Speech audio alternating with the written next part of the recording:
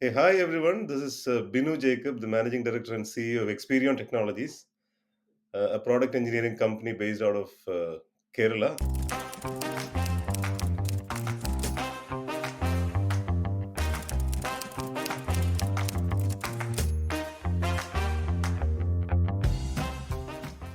So, Binu, welcome to the Founder Thesis podcast. Tell me your journey of becoming an entrepreneur. Akshay, so when I talk about my initiative with Experion, I would like to say that I was never meant to be an entrepreneur. So because I should have actually been a teacher or a professor, because Yeah, that's you look like a professor as well. yeah. Yeah. Yeah, so it all happened. I think the intent or the interest to become an entrepreneur happened when I was doing my masters in IIT Delhi. So Keshav Mahindra was the person who actually came and handed the certificates over to us. So he was invited guest for the convocation. So I think it was probably in '85. So when we were actually passing out, he was kind of making out a call and he said, "Look, guys, you are all taking India government's money and then going and making America rich." So I couldn't understand what he was saying. So we are talking about the brain drain those days. And then he said, "I've traveled around the world and it's not even a single corner of the earth where I have not gone. And I've not found, a team like in Indians who actually can do everything, but then they are not good at marketing." And then obviously he went on to talk about all that, and then he says that I am betting on the talent India, and I'm going to create a project. And he did not really talk about it, the name of the project until then. And he says, if this investment, which was 675 crores, is what I think I remember, if this goes down, and then you can be rest assured that Mahindra is not going to be on the face of the earth. So that was what he's meant. And then at the end of the thing, he said, this project is called the Project Scorpio. So and I mean, life went on. I passed out. I went to Dubai for a This couple of years. Keshav Mahindra was like the Anand Mahindra's father, is it? Yeah, I mean, I think his father-in-law. I mean, Okay, okay, he's okay. yeah. Hmm, So hmm. he was the chairman before that. Okay. So yeah, so I mean, I went on to Dubai, continued with my work, and then I came back to India and I started finding the Scorpio Jeeps on the road. So that's when I said, oh my God, this is what he meant those days. And I found it was really good. I mean, it was a welcome change to see Scorpio from the typical, 455 and those kind of models. So then, of course, I went back to Dubai, and somebody from Dubai wanted to get me back to India. And then they said, I've got this STPI rules coming into India, so I want to start an IT What company. what were you doing in Dubai? So I used to work for a Canadian IT company. I was into software testing, so it was Okay. mostly testing of Y2K days. It was, I'm talking about 2000. Hmm. So Saudi Telecom, Al Ahli Bank, so all these large companies, because of Y2K, they wanted to have testing of software. So I was one of the test managers. Of course, that happened because I did not have any background in software testing per se.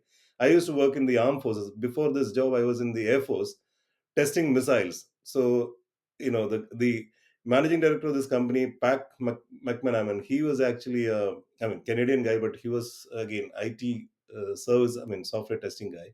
So he said, "Oh, if you can test missiles, well and good. You can test software." So that's how I got in.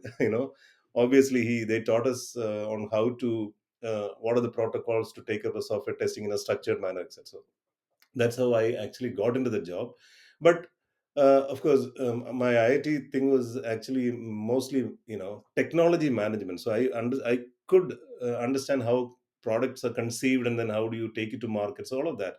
So this guy in Dubai, he said, "You can come down and set up my IT company in India." So ignorance is bliss. So I went ahead and started building a company. It was a very tough job. I mean, from zero to about 105, I conceived a product, and then I created a product, started selling, went into the market, and there was no money. So this guy, though he committed a lot of money, but he did not really have enough capital. So I switched over in 5 years. I mean, after having built this company to about 106 people, and then found a lot of customers. It was a campus ERP. It was a concept that I had actually created, sold to customers in Dubai, and came back. So that is my early beginning.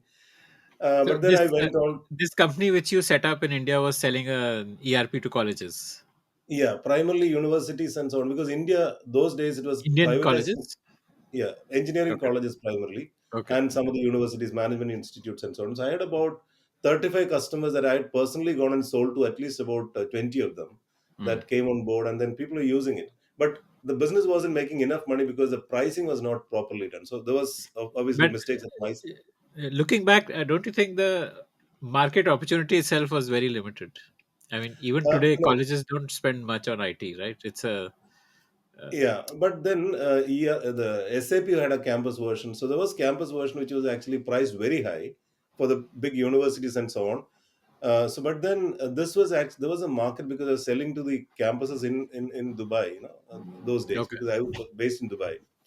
So what happened was there was there was appetite to buy at whatever price. I mean, we are not talking about. So we had ITM Mumbai that bought this product for about 25 or I think 35 lakhs. So that was not a small amount those days. Yeah. Yep. Yep. So that was interesting. But anyway, then we had other products also, shipping and trading related. But it was product conceiving products and selling, and then But Mm. that was the early learning that I had, because I after this job, I worked for a company called IBS, which today, I don't know if you know that, they are selling to the big airlines and big oil companies and so on. So I was actually selling products after this job. So Yeah, that like product philosophy. ERP kind of products, IBS. No, IBS has got cargo management for big airlines like Lufthansa and Okay. things like that. So Hmm. yeah, yeah, and then oil and gas. So I used to manage a few product lines in IBS. So that is how my product story continued. After being starting that initial company. So when I decided, so that is how Experion, the early foundation blocks for something like an Experion happened those days. So I had my friends who are like, we have four people out of IBS, and couple. I mean, we have got the CTOs come from Sri Kumar has come from Quest, which is today, I mean, which used to be Nest. So we had all these senior people from IBS. We had Manoj, who's actually heading the US for us. We've got Suresh, who used to head IBS Bangalore, and then Jamie, who was managing one of the product lines. So all of us together, we started thinking about how to create value and how to create wealth. And I think that intent also happened because I used to be in the armed forces, and when I was traveling on a continuous basis, I could not find a single product made in India. So if you go to, let's say, typical BMW, B&Q in let's say UK, it's What is a three BNQ? four eight. Sorry, B&Q is a big superstore which has Okay. everything under the earth. You can Hmm. buy building materials, you can buy grocery, you can buy everything there. So I was traveling all the way. It's a 2-3 acre superstore, and then I mean, all I could find, because on my travels I used to find this place interesting. So when I went around 3-4 hours there, I could find only one product made in India, which was a choir mat from Alapi in Kerala. And I used to think, what is this? 1/6 of India's population, I mean, global population is India is 1/6, and we don't have anything made in India. Are we so low on the value chain? So that was another motivation. I thought we should create something interesting, and then so I was sharing with my friends that, "See, look, there is an opportunity. IT is becoming quite in demand in the world. So why not create a company?" So that's how the whole discussion started, and obviously, Experian used to be called Infoshin, and two guys, one of my IIT alumni guys, he based in Germany, and another guy from Switzerland, they already started a services company. And on my trips to Europe, this guy came and met me and said, "Look, we've got a small company, but difficult to manage remotely. So can you come on board?" So that is how the discussion all started. And then I went and told them, "Look, I've got these friends who are proven to be working with very large customers like the biggest airlines in the world, biggest oil companies. So can you get them on board?" He was okay, but the Swiss guy wasn't. Then okay, that discussion went off, and after a couple of months, these guys came back to me again and said, "Look, let's look at your proposal." That's how the whole Experion philosophy started. And then we started. We all met up together in Kerala, and then he said, "Not for your business plan, but for the people, for the other founders that you brought in, we are game. Let's go ahead." So they moved out, and then that's how we started in 2008. And 2008, you can imagine what is this, phase What? in the industry.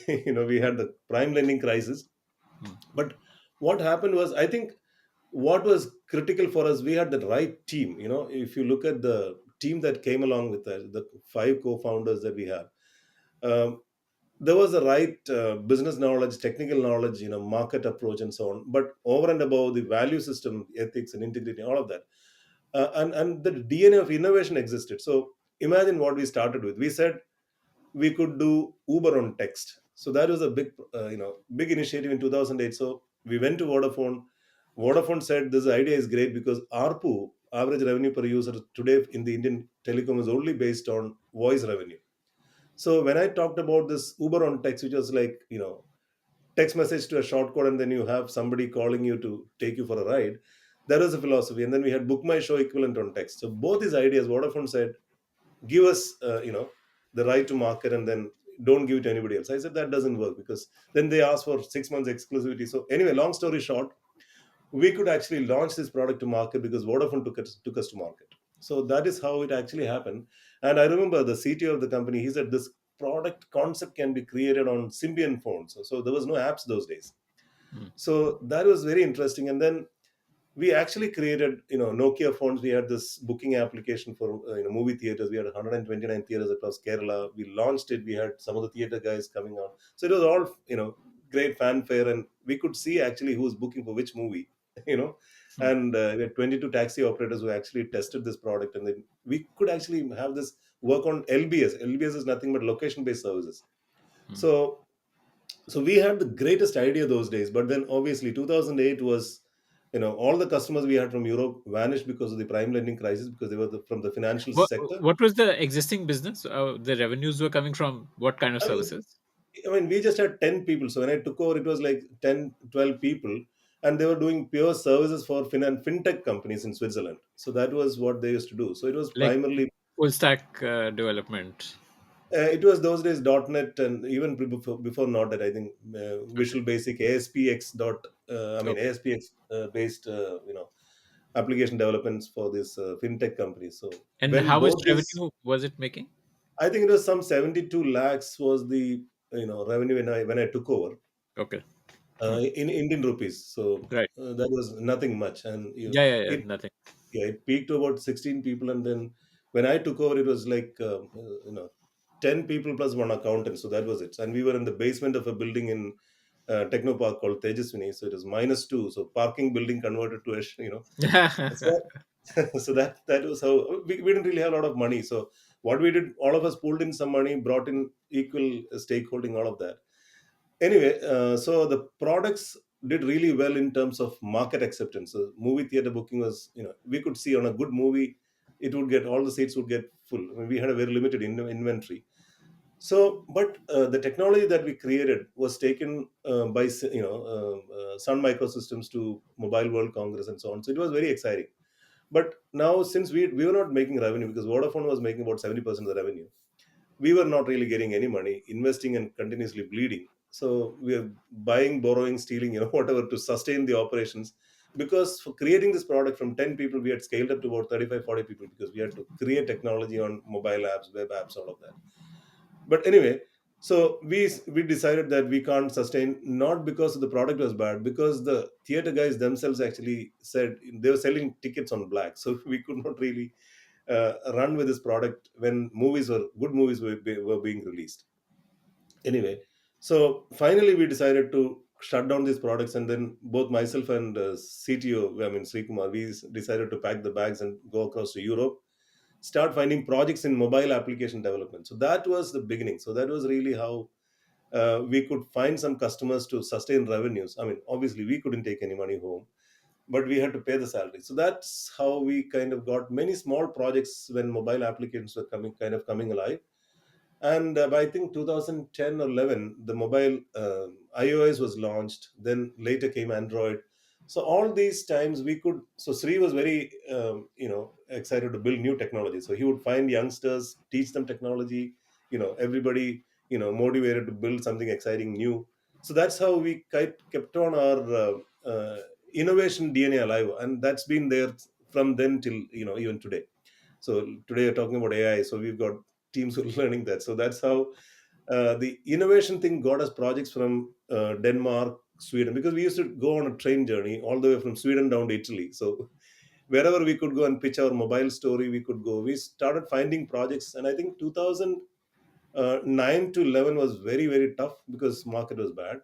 But from 11, 12 onwards, we could start getting smaller projects, and we are continuously scaling up.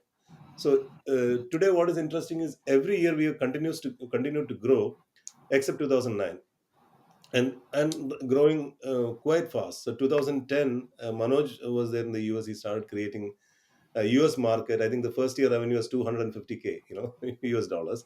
Hmm. But we started recording, 150, 200 because the base was small. We could create, so How did you acquire clients? Because at that time, very few companies would have been investing in mobile applications, because I mean, yeah. if this was pre iPhone, you were essentially doing on Symbian. So this would have been a very, very small market. So how did you even go and acquire these clients? Yeah, so we had contacts. See, being in the industry, all of us were in the industry for quite some time. So we used to kind of call out people, talk about our technology skills. So somebody would say there's a mini golf application that's required for a Netherlands company. So we would go and talk to them because nobody used to know how to make mobile applications. So I remember having gone and talked to people through partners, known contacts, even employees who passed, moved out from previous organizations, all of them. So we had cycling apps for, because Netherlands is great for cycling, right? There was a Danish army application where armed forces people wanted to attract people into joining the forces. So all these different mobile apps were kind of created, and the biggest one we got was Qatar Airways. They were wanting to have a mobile booking engine because Emirates was trying to create one, and they didn't know how to make it. So we had our team which was already created, I think about 15 people. So we created BlackBerry applications, Windows applications, iOS application, and Android.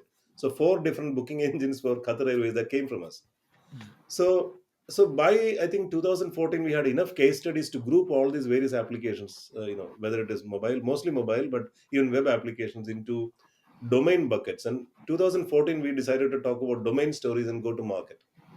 So what was interesting was every 3 years those days we could change our strategy. So so we were scaling obviously, but winning customers. We went to US market. Manoj started the US market in 2010.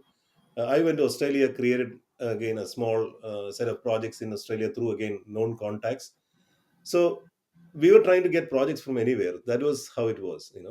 So So 2010 to 14, the strategy was spray and pray. Like you would, whatever projects you can get from whichever industries, you would aggressively just try and acquire customers, because you needed survival, you needed a capital base to be built up. Then how did this strategy change from 14 onwards? So 14 onwards, we decided to look at the domain focus. So see, I had a clear conviction that unless you are improving the domain or improving a business advantage to, let's say, healthcare or retail, you wouldn't really stand out, because you can talk about technology story for a while, but if you really want to talk good revenues, then you got to look at SME. So we had, so the, okay, 2012, 14, that is the time we decided we'll go and do product engineering work, because we all came from product companies. We said let's look at product engineering and not typical services like everybody does primarily What by is, loading bodies. isn't product engineering the same as services? Isn't it a service? Like, how is it different? Like, Yeah, so product engineering is, see, how you make products is a little different from services. Services is mostly like, let's say GE will tell you I need 2000 people for my various projects, and you need 100 .NET, 200 Java. That's the kind of, and they would manage the project. You don't really have to worry about product. Whereas a typical product business is, you have either an old product that got to be created into newer skin or newer technology, or conceive fully new products. Today you're talking about digital, right? So you look at Uber is a product that is a platform which is completely digital. So then the nuts and bolts of building a product is completely different from services.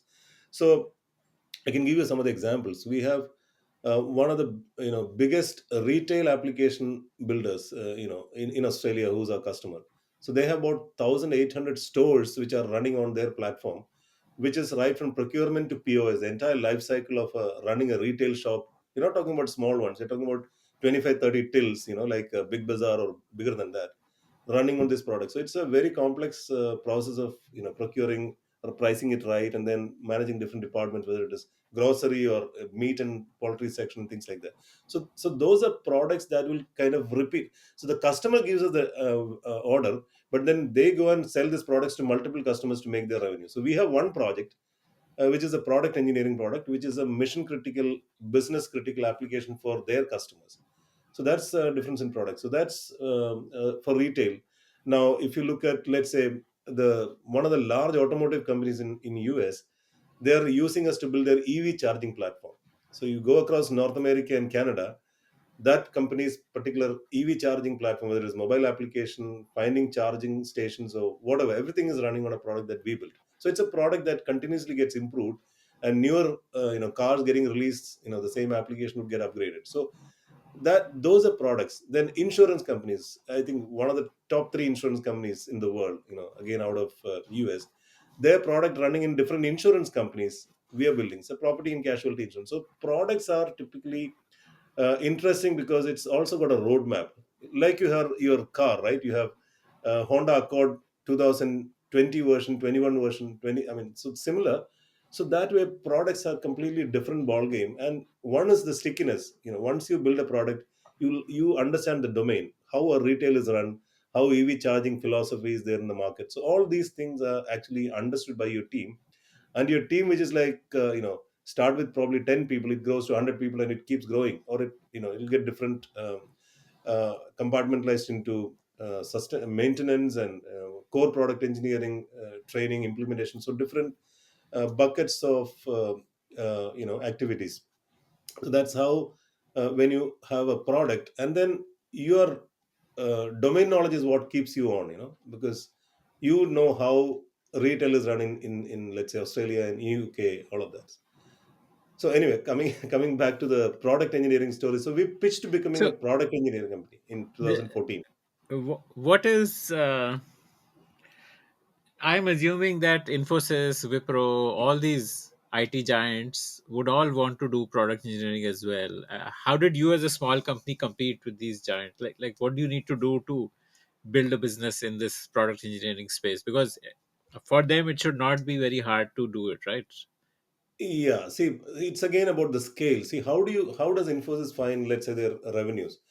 70% of the business comes from large maintenance projects. So you're talking about, let's say, Bank of America or large banks where they require tons of people. So it is all about 5-year contracts, 10-year contracts where they have this committed, 1,000 Java people and kind of things. So the for them it is just about the cost arbitrage and the number of people that's getting billed. So that is their focus. It is not that they can't do product engineering.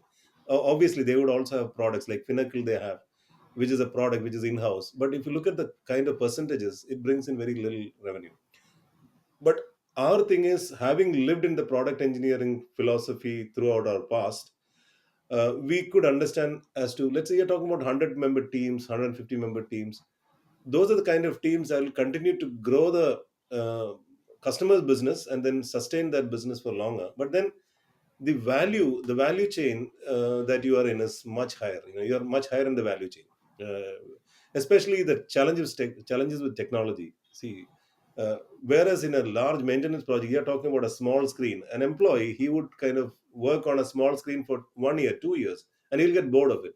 Whereas here, you're looking at the entire philosophy of the product, right from let's say the conceptualization to productization to implementation. And you will see how customers are getting benefited. Like for example, this retail product, we realized that this customer, 57% of the revenue is from loyal customers because they have done something very special in the domain to create the loyalty base. And then they were also winning customers in other parts of the world because this product was actually giving them better ROI. So this is really adding value. See, IT is supposed to add value to a core business. So the domain value addition is a philosophy that products are supposed to play.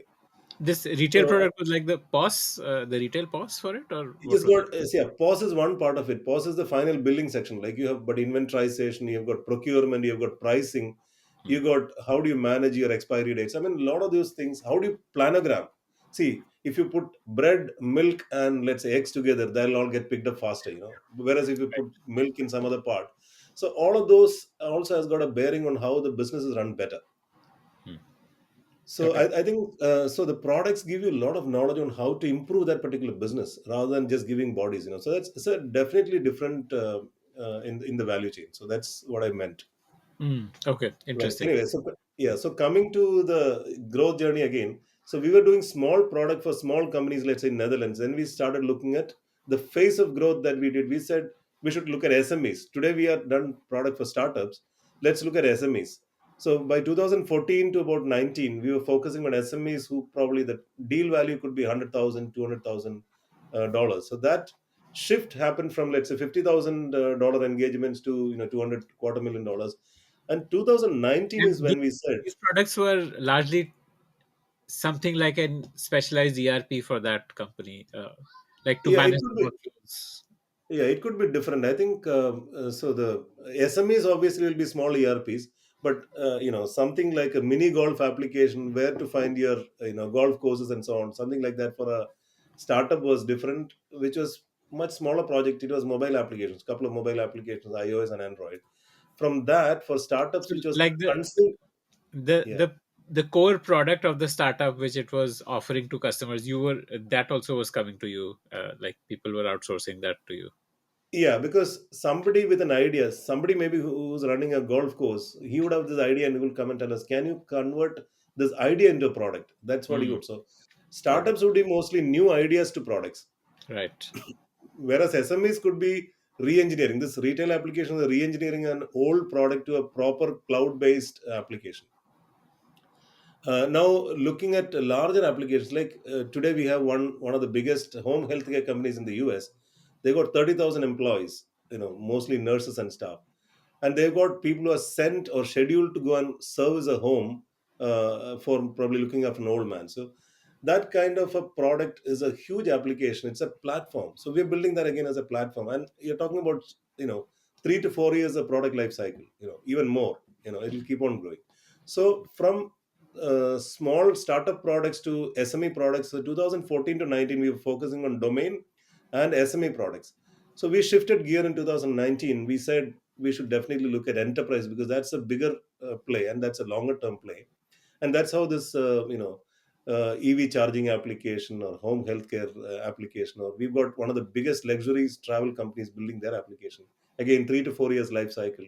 So all these platforms that we started building for enterprises happened in 2019, and in 2019 is when we found, we had Shashank, who's in US. He joined us because he came from Infosys, able to target large enterprises. So we decided to focus both in US, in UK, as well as in Australia and larger enterprises. So we have some of the larger enterprises again coming to us for product engineering. So I would say 83% of the business that we do is all product engineering as a service. And team sizes are biggest, I think, is about 160 for this one of the product engagements that we have. Otherwise, it's all 100 people, 60, 70 people. But we have many of those engagements. So shifting gears every 3 years to a new strategy What was was a 2019 when you did the pivot to enterprise? What was your revenue like? Annual revenue? Um, probably in 2019, I would say we would have been about 12 to 15, that range, $1 million. That would have Okay. been the size. I Okay. mean, I Amazing. would say we were probably sub 800 people or something like that. And But this was all bootstrapped, no fundraise. completely bootstrapped. So that was another thing. So we had no way to go, right? I mean, getting the first CGTMSE loan was a challenge for us. 1 crore loan, I think it was in 2011, 12. We were struggling. We didn't have money.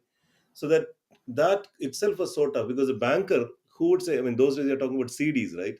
The banker would say, your IP, whatever is sitting in a CD, what happens if that CD breaks? That is what one of the banker asked me as a question. I said, see, this is not CD. I mean, we've got a product IP sitting there, which is all interesting. So they don't understand that. They said, can you give collateral? So we were actually, all of us, we had no homes our own. We were all rented, those days. So we said we have no collateral to give. One of the guys had a small land. One of the directors had land to pledge, and that's how we got that 1 crore loan, even to sustain the operation. So that was Why? very Why did you tough. need the loan? Because see, as I said, we lost the customers. We were trying to just pay salaries and sustain operation. We were scaling, so growth was constant for us. We were always growing, but the capital wouldn't be adequate, right? I mean, we had the typical compliance requirements. You've got the provident fund, your taxes, everything gets a backseat when you have to first pay the salaries and keep the employees happy. So we wanted some working capital that wasn't available because we brought in, I think, some 20 lakhs per head. That's how we contributed first. But with the prime lending crisis, all that money was gone. You know, you got to build a, we did something interesting. 2000.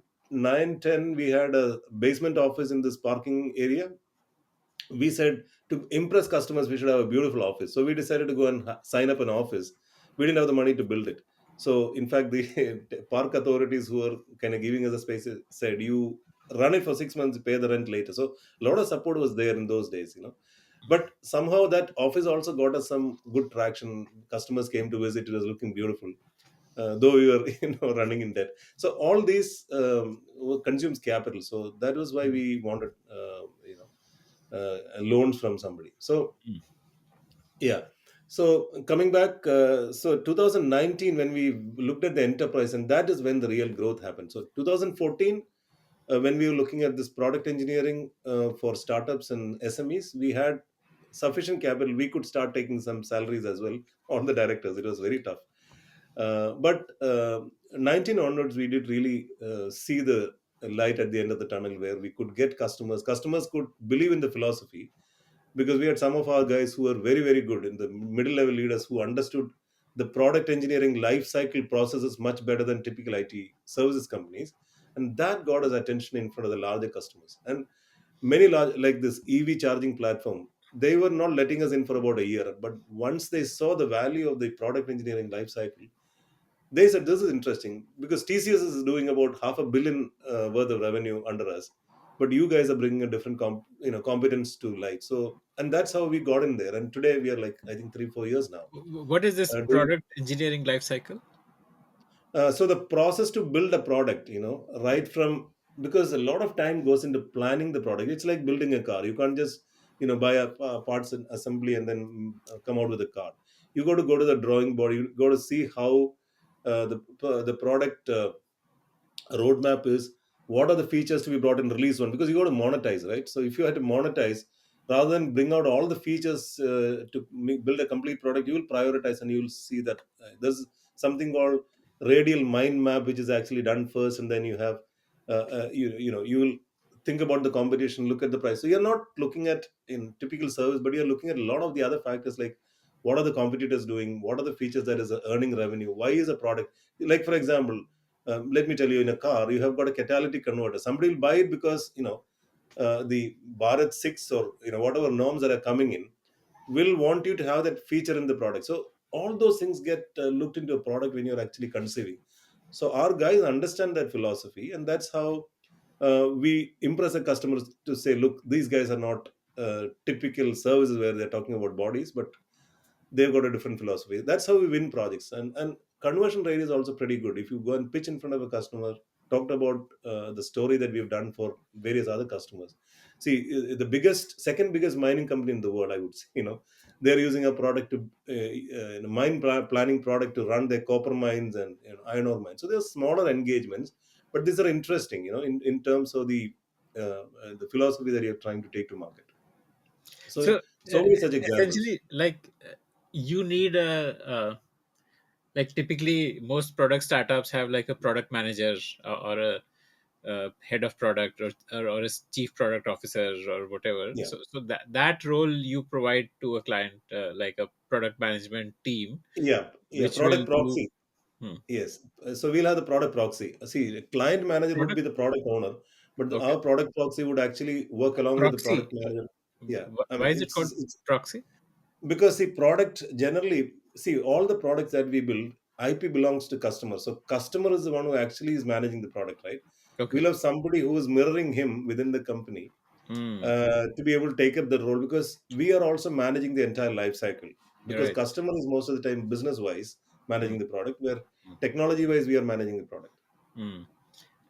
And so your product proxy would actually need to understand both business consumer needs and product and technology, and like it would be a really uh, multi-skilled kind of a person who can play that role, right? Because he needs to Yes, speak the language of technology, needs to speak the language of PNL as well.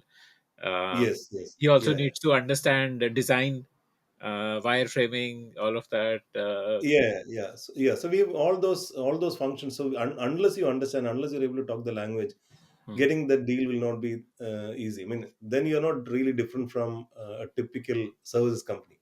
So Mm. we would have a domain. So typical business analysts who understand the domain well, who if they don't really know the domain fully well, they would still research, they will still engage with the customers, and then get that understanding. So if you look at this retail product, I think we started in 2016. So this has been going on for so many years. So we understand the domain pretty much the way they manage their product. So that domain understanding is key. See, other projects, if you're doing a project for 6 months, you don't get that domain knowledge. You're talking about so many years. This insurance product, I think, is more than 10 years now that we've been working with that customer. So all these engagements are very long. Sometimes we might also have to bring people from the domain, somebody from banking, financial services knowledge, somebody with logistics background. So we built warehouses management application for customers. We've got that competency sitting inside, having learned on the product itself. So Sometimes the customers, domain expert's role is to explain what functionalities are needed, like what the product should do, like what should be the outcome of the product. That is what the domain expert guides. yeah, yeah. So our outcome and ROI. So the customer's ROI philosophy should be well understood. Yeah. Customer's business should be well understood. Competitors' business should be understood. What are Mm. the products in the market? How technology is faring? See, today you're talking about digital transformation. So we are doing product engineering work, in the digital transformation space, where you got multiple technologies or hybrid technologies, typically like all this Uberization or Airbnb. All these are products with multi technologies, right? Multiple hybrid technology. You have mobile apps on one side, you got data intelligence giving you how to run your business better. So all these, so it's a multifaceted role that this guy will have to play. Mm, fascinating. Yeah. uh, Yeah. is your sales done by these people only, or is it done by a separate sales team? How does the sales happen? Yeah, so salespeople, we have people in the regions. Regions, I would mean, so our operations are between US, UK, Europe, Japan, and Australia. So Japan was a recent acquisition that we did. Okay. But all the sales guys, what they do is they'll go and find out customer prospects, and then we'll have our business analysts who are part of the delivery team, who are probably part of the product team.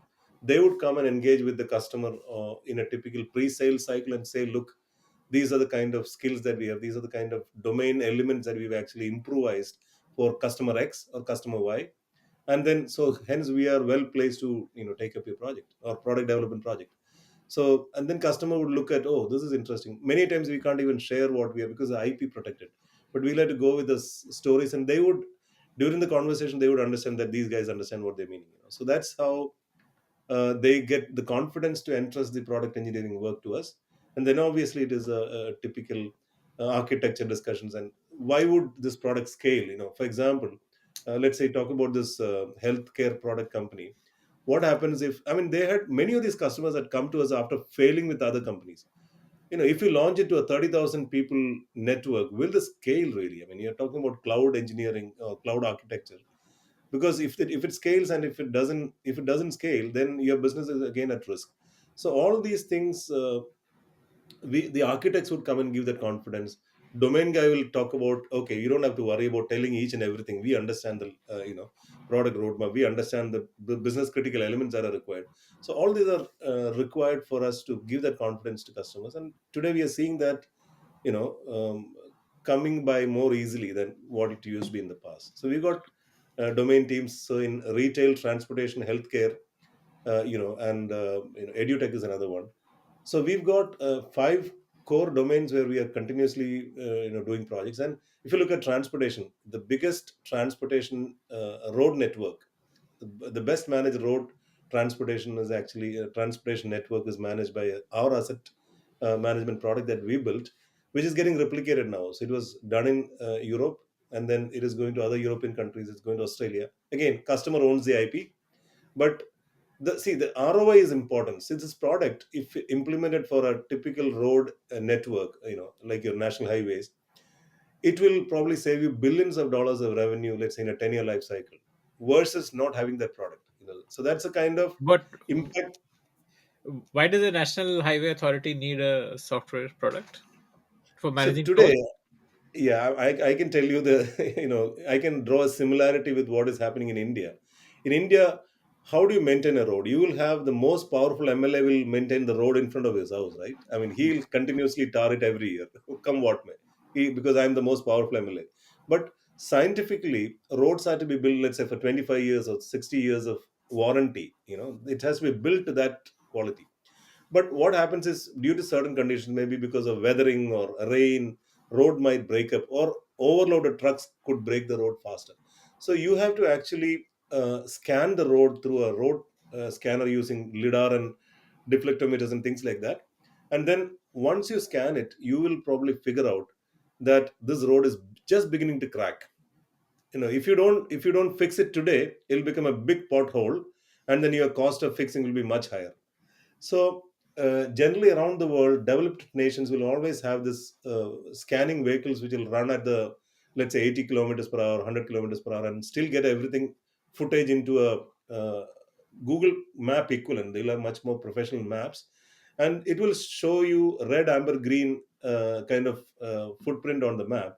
And if you are at a red, means your spend on the fixing will be much higher. Amber means if you fix it now, your cost will probably not be 1,000 crores, but it could be, let's say, 500 crores. So that is something that comes out of road asset management systems, and we built similar product for a company that is reselling this product to multiple countries. you know so that again is a big product with GIS underneath. You got a web application, mobile application to go and report potholes and things like that. So it's a big application. We are talking about 100 people having built it over a 2-year time frame. So that's the kind of product that we actually built. And now the thing is, in a product engineering work, we also work with the customer to help them do bidding.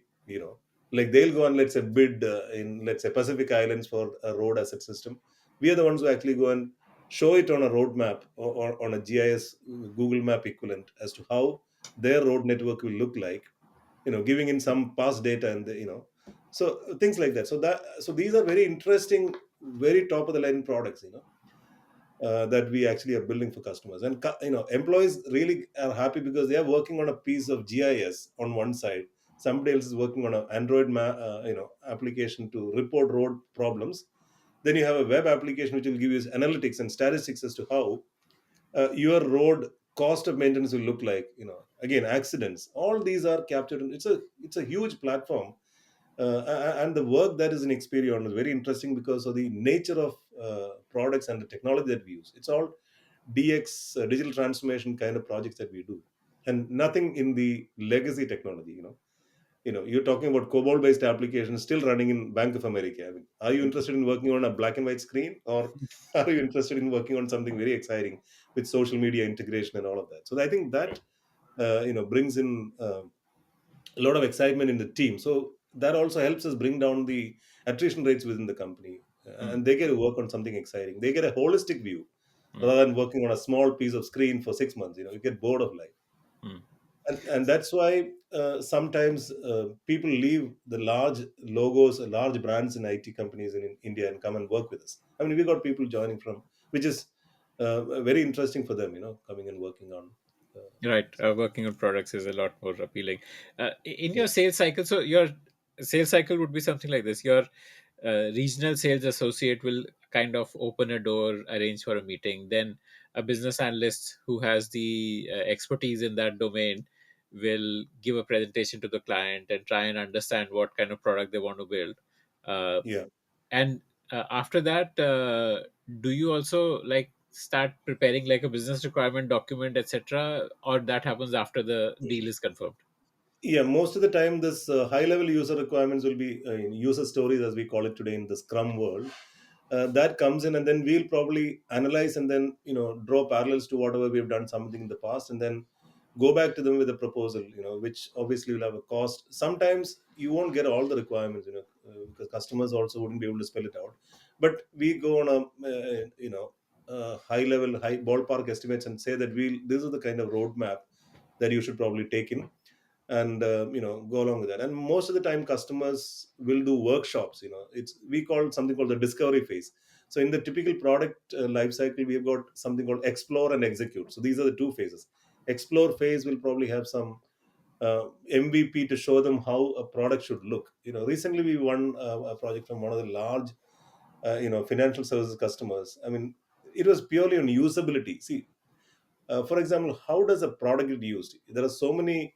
If you look at WhatsApp, simplest to use, right? I mean, there are so many WhatsApp equivalents that came in. Why is WhatsApp more interesting? Because the usability engineering that is done for a product for mass consumption is probably different from a typical, you know, Dalal Street, share trading application, because there it's a different. You are talking about limited users. So you got to think about usability itself. You should think not just about the usage itself, but the culture of the country where this is getting implemented. Look at Europe; they don't have these flashy colors as you have in India. So all of that matters. So we have to come out with all these elements that are going into a typical product building exercise, and that they'll get it when they see the philosophy that we kind of preach. Okay, okay. And in how is the pricing decided? Is that decided upfront, or you tell them that in our estimate this is X man hours and we charge Y dollars per man hour? Yeah, I mean that. So the estimation generally happens that way. Estimation is always a dollar and the effort that is required, Okay, but it's generally a guidance that we give. But our billing rates are definitely higher than typical services. I mean, because for product engineering, the kind of salaries you got to pay is much higher. The processes are probably costlier. We've been, mostly on a lot of the tools that are required to run product processes efficiently. So all that cost. So we have, I uh, would say, we should be definitely 20-25% costlier than typical services companies. I think a services company would bill maybe what, between about $5,000 per employee per month, something like that. It could be. I mean, there are services companies. Typical could be, let's say, $20 an hour kind of a billing rate. Okay, Um, yeah, it could be that. That, I mean, smaller companies would probably go down the path, because they would use trainees to kind of run projects right. and so on. Yeah, but Right. we wouldn't be anywhere. We can't do that because, see, Hmm. many a time customers would also see what is the kind of caliber of your architect, because architects are like very expensive. Somebody who can do a AWS architect, or yeah. So data architects, and usability engineering guys, all these guys are seasoned guys who understand the culture, the philosophy of the target region and so on. So I mean, obviously they understand that, because I mean, you can actually get comparable rates to even on site, some of the. Hmm. Yeah, not Okay. not that we will charge that. What I'm saying is, if you're really product engineering, you might also have to have people on site, like Hmm. we have people in every region that we are operating, not in too many numbers, but senior leadership teams, technical teams are also there. That's Okay. important for effective customer coordination.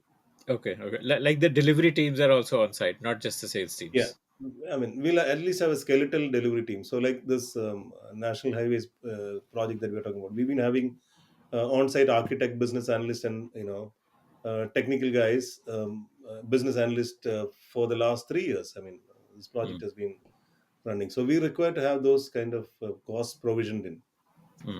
Okay. Fascinating. How do you build talent? Like, you need really self-driven, intelligent people, especially for the business analyst role, because he is really holding it all together, right? He's like the. Yeah, Hmm. yeah. So we have The business analysts get built. no, we have experienced business analysts coming from, I mean, carefully being selected from companies from the domain, like somebody working in, let's say, for retail, or someone working in the transportation space for quite some time, kind of come in with the right attitude, with the right temperament.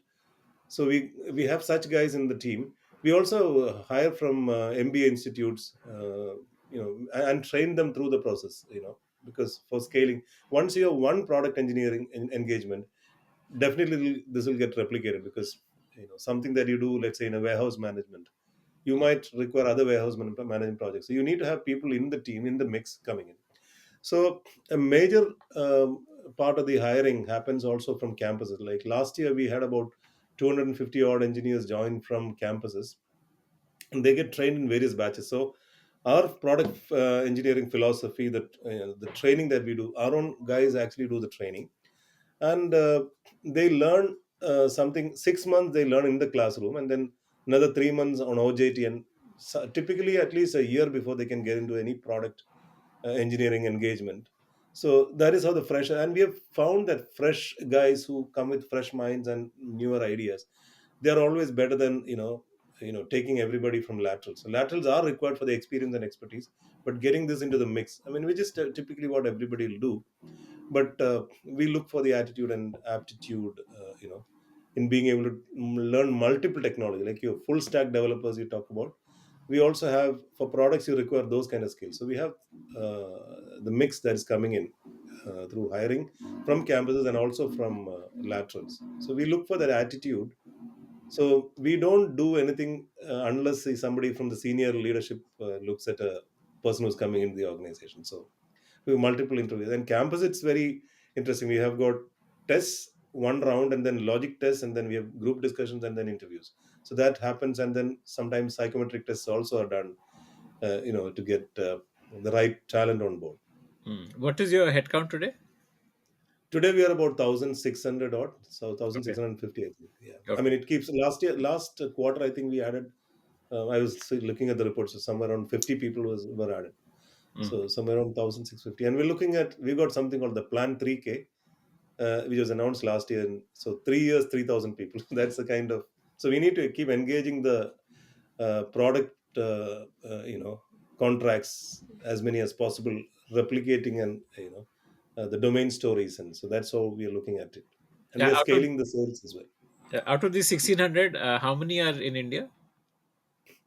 So I would say between US, Japan, Australia, and UK, we would probably have about 65, 70 odd people.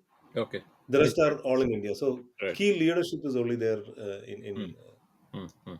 the Okay. majority is still in India, which I think is something that we're trying to change. We want to actually have more people on site, because larger customers like the tier one, we've got at least half a dozen or more tier one engage customers. All these brands that you can look for. Confidentiality reason, I cannot disclose some of the names, but we have got some of the top-notch automotive companies, insurance companies, mining companies, all of them as our customers.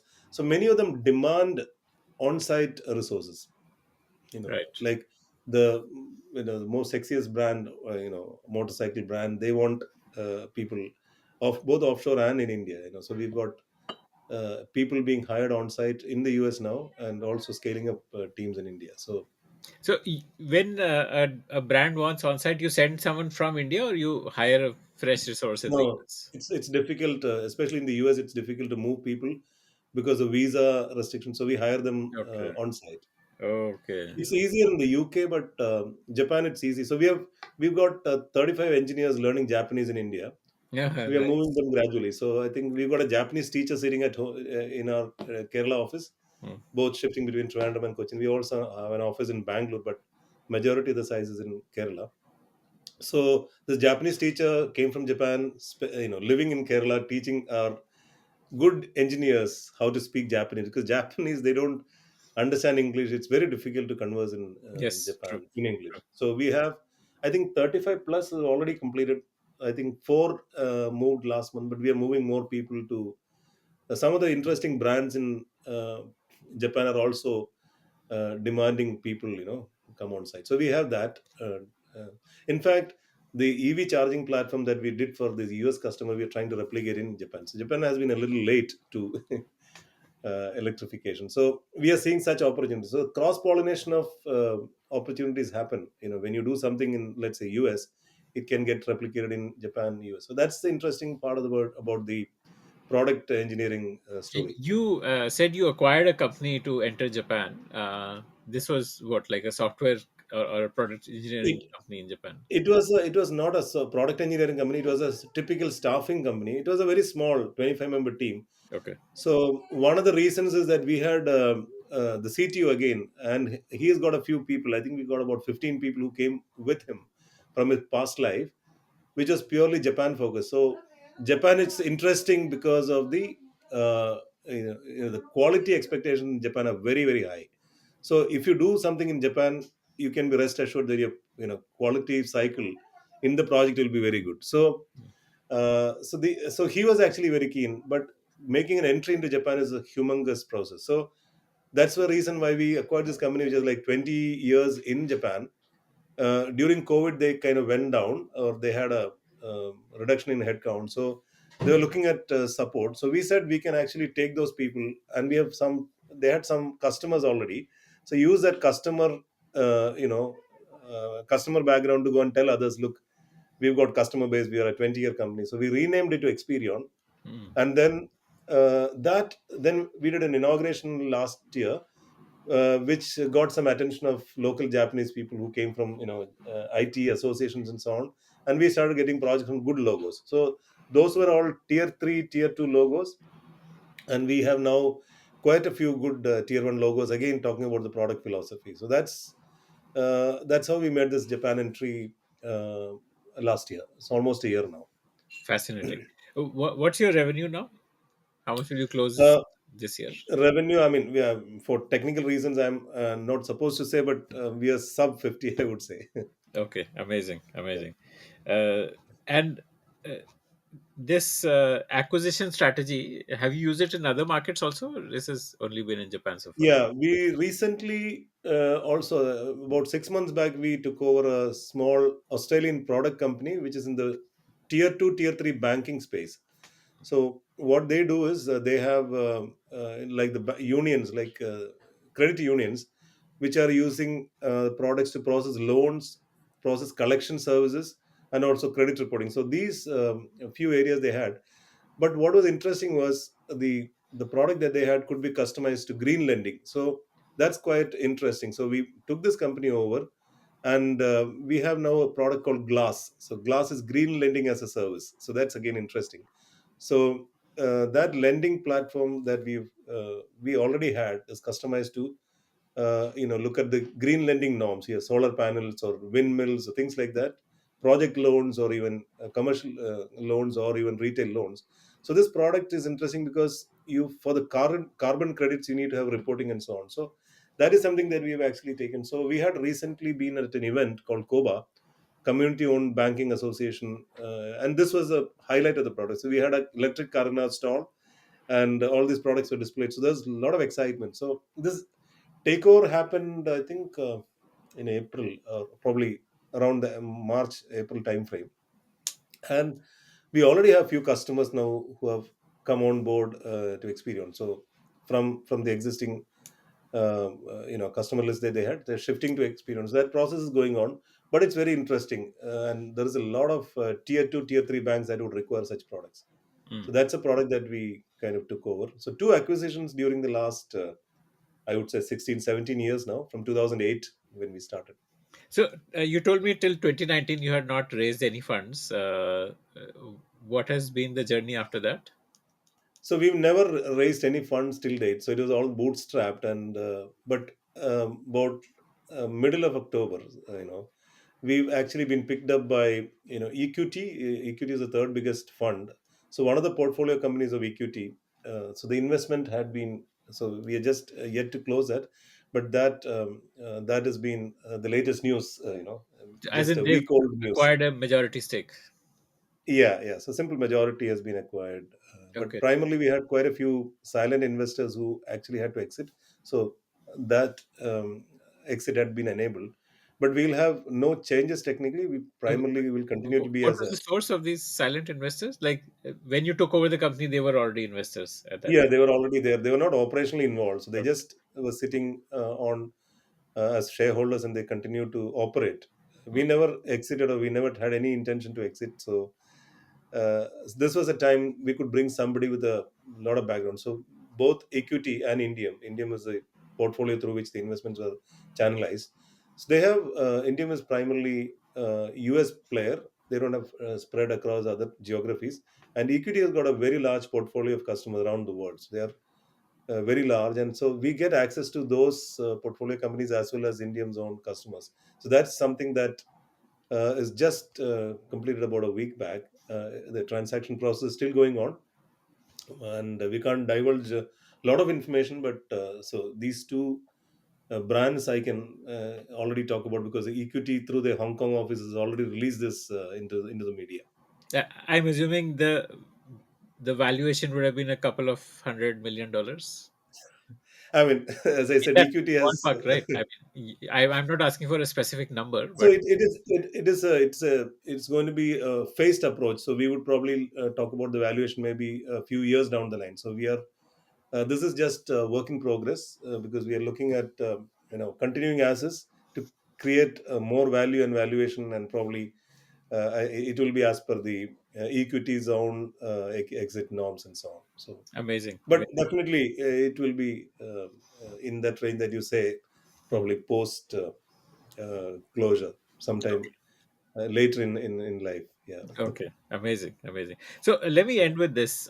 What's your advice to young people? And I mean, you've been hiring young people straight out of campus.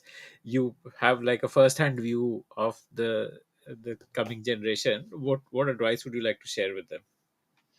Yeah. So, see, the excitement of starting a new company, becoming an entrepreneur is all celebrated quite well, So I think that is, I mean, I've heard many examples, even we've got a startup mission in our state as well. So they get misled to get into this just like that, and, finally, so it is not easy. I mean, I think unless you have certain experience in the market, solid handle on technology, and you have a very clear plan as to what you want to achieve, you know they shouldn't just get into the entrepreneurship for the sake of being celebrated like an entrepreneur, but they'll fall apart very soon. It's not easy. There's so many startups that actually come and go. I think you have to be able to see technology. IT per se is actually supposed to add value to your domain. Unlike, this is not a mainline function. Like, IT should enable. Like, look at Uber Eats, for example, or Deliveroo for that matter. I mean, there is a lot of investment that go into that before you actually can taste success. So, uh, clarity of the goal has to be very clear, in the beginning itself, that yes, I see an opportunity, I can spot that opportunity. But I think for that, you will definitely require some wisdom to actually happen. So we started when we were like 40 years, and there was a point when we could have actually broken down because the financial crisis crippled us. We still kept on. So, but there was some course correction at every year. So what we started with was Uber on text, but we ended up with product engineering services company, right? So that clarity of thought and your metal to continue, because continuing for 5 years without any compensation is going to be tough. And that is, I think, generally the journey of any entrepreneur who actually can succeed. So you should be you should brace up to be able to see such scenarios. Otherwise, it's not going to be easy. So clarity of thought on the outcome that you are going to deliver to customers. The customer should be defined very clearly. The technology adeptness that you should have. So you should have that, or you should have somebody like, I am not a technology expert. I've got people like CTO Srikumar, or other delivery heads that we have in Suresh or Jamie, or people who know the market well, like Manoj. So I think it's a combination of those factors that will actually make you successful. So it's not an easy journey at all. I mean, probably I've graded so much, during the course of my life. It's a lot of stress and strain, and it's not easy. And because even the governments who tell you that they'll support you, they'll only come after you if you don't pay your taxes on time, or provident fund on time. So it's a lot of effort. And another thing is knowing a market. The overseas markets is where you still go for getting customers, and it's not easy to break in. Today it's getting tougher and tougher, especially with AI coming in. you know the scale that India had in the past is not going to be the game that you go to play now. You can sit in any corner and using, let's say, the likes of Copilot and build technology if you're smart. So I think a lot of these factors are critical to be successful. So I think having the right mindset, understanding the market, being there for the long haul is all important, and don't just jump into it for the sake of, you know. But it's a great mission. See, we are able to see so many employees earn their livelihood and do good, technology work. That's all exciting, but it's not easy. Mm. I want to ask a follow-up question. You said like something like a co-pilot is reducing the manpower needed to build software. How will this impact like the Infosys, TCS, Wipros of India? It will certainly impact, because see, many of the things will become a conveyor belt model, right? If you know how to manage the conveyor belt, technology code can be taken. You probably go to customize it for the requirement. So the scale that you had in the past, like you can, in India, Infosys can probably get 50,000 people into campuses. They can hire from the campus and then onboard into the team. That definitely is likely to change. That is not going to be the game anymore. So even countries like Nigeria or Philippines, if you've got a smart talent, available to use those resources, you can build technology. And customers today, they don't want to hear your stories. They don't even want to, let's say, building a dashboard, and they said, you don't have to, don't make me waste time on all this. You tell me, the software has to get me get my purpose solved. So that's the kind of philosophy customers are out with today. Mm, mm. So That's the game of numbers is probably going to change for sure, and all these new technologies are going to make the life more tougher, is what I think. true. I mean, at least another few years, you will see that change drastically, because all these technologies will become more mature. The AI tools that you're talking about, and then it's going to be a different strategy that you need to run. But technology will continue to prevail, and that's going to be still leading the development, or the world is going to be driven by technology. But you got to Fascinating. be careful. Mhm. Yeah. Thank you so much for your time, Bino. It was a real pleasure. Yeah. No, thank you, Akshay, for having me. It was really great to talk to you, and all the interviewing questions that you were asking me. But thanks for that, and I look forward to speaking to you again.